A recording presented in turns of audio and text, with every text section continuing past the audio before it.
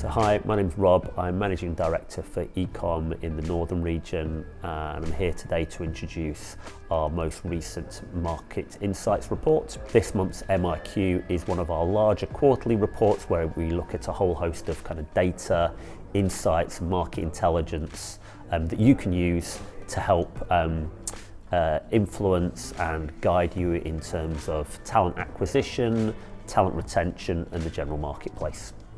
So what are we seeing at the moment? All the data that we're looking at really points to the market rebounding after the slowest year we've had since the pandemic. This is great for the market and the industry in general, and we're definitely going to see a trend and increase in opportunities out there across digital, data and technology disciplines.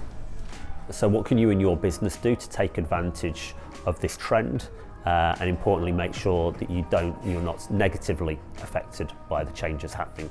So my first piece of advice would be, if you're planning on hiring in 2024, get ahead of your competition, prioritise this, start the process now.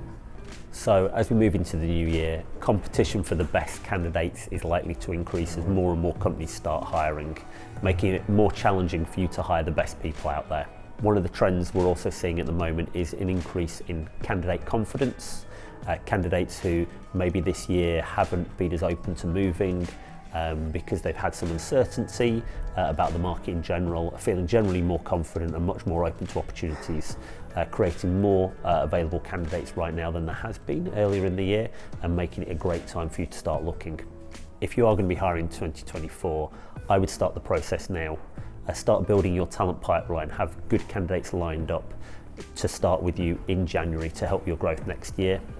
I guess the flip side to that is that you also need to be considering staff retention. Historically, as we get towards the end of the year, candidates always start considering the options available to them.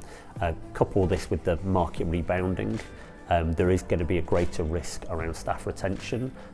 So anything you can do to help retain the best staff within your organisation is going to make a big difference. Now is the perfect time across Q4 to really be sitting down with your team, making sure they're happy, make sure they're comfortable and really engage with the business. Make sure they've got a clear progression plan. One of the things that always comes out of all of these reports is that, clear progression is really important to staff retention.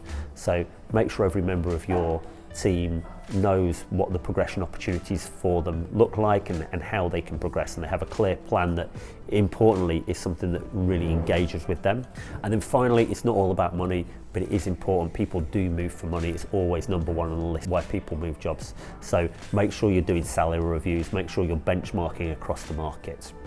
So if you'd like to see the data that sits behind these insights and much more as well, then please follow the links to download our latest MIQ.